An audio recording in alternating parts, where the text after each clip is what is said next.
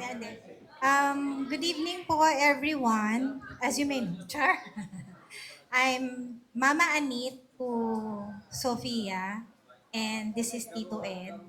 Um, bakit ba kami yung hiningan mo ng message? Kasi, um, well, you can say na parang ano din ako, parang nanay din ako ni Sophie. So, pagka hindi siya ubra kay Janine, kay Andrew, ako yung nagiging, sige na, payagan mo na. Ganyan. So, um, hindi naman masyadong konsentidora, pero minsan, minsan strict din si mama. So, just to keep it short, nakilala namin si Edison, ano ba?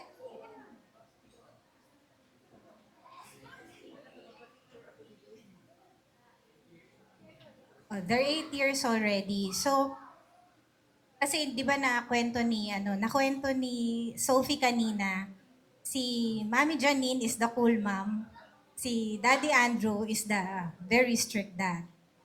So, when time na-meet namin si Edison, that was 8 years ago.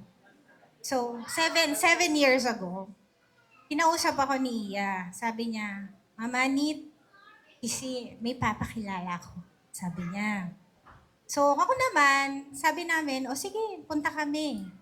And then the rest is history. So, ikaw na magkwento kung paano kayo nag-meet ni Edison tsaka ni Sophie. Good evening po sa lahat. First of all, congratulations, Sophie and Edison. So, um, una namin nakita si Edison sa Yugo, no, somewhere in Manila. So, that's the first milestone. And then, fast forward, 5 years ago, baby shower naman. And then today, wedding. So, as a married couple, ang mapayo namin sa inyo is that protect your marriage at all cost. Diba? Kasi yung marriage nyo, sacred yan. And there's no perfect marriage. Okay? You have indifferences. Mag-aaway at mag-aaway kayo. Pero lagi nyo tatandaan kapag nag-aaway na kayo, yung binitawan nyo kaninang vow. Babalik lang lagi kayo doon, then you'll be okay. Second would be, maraming ma-offer yung mundo sa inyo sa gitna ng marriage nyo. Business, career, whatever you like. Pero yung may share namin sa inyo is that yung love hindi siya enough. Kailangan yung love nyo, enduring love. Okay? Enduring love. When I say enduring love, kailangan huwag kayo magpataasan ng pride. Okay? Kasi yun ang magiging unang problem nyo pag mataas yung pride nyo, di ba? And then, magagawa nyo yung enduring love kapag si God yung nasa gitna. Walang ibang gigitna dapat dyan. Hindi material things, okay? Hindi yung career, hindi yung kung ano yung possession nyo. Si God lang yung nasa gitna dapat yan para ma-achieve nyo yung enduring love. Yun lang, and congratulations. And also, just to add, di ba sinasabi nila, tawag dito, wala naman talagang perfect marriage. There's no perfect couple.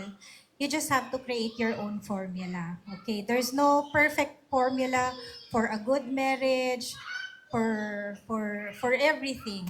Pero, like I said, kasi si Tito Ed tsaka ako, we created our own formula.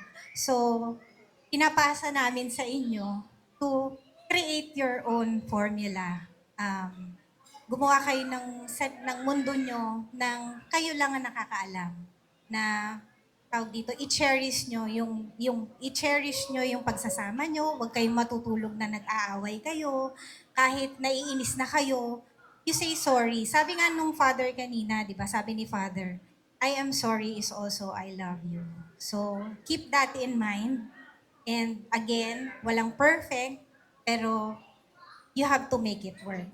It's really enduring, it's tough, but once na nakapag-adjust kayo, it will all fall into place. Ayan. Congratulations! Congratulations sa inyo! Let us give a big round of applause for Mr. Edwin and Mrs. Janice Piastro. Maraming salamat. Isunod na natin ang message from Ninang Sheila Bulawan.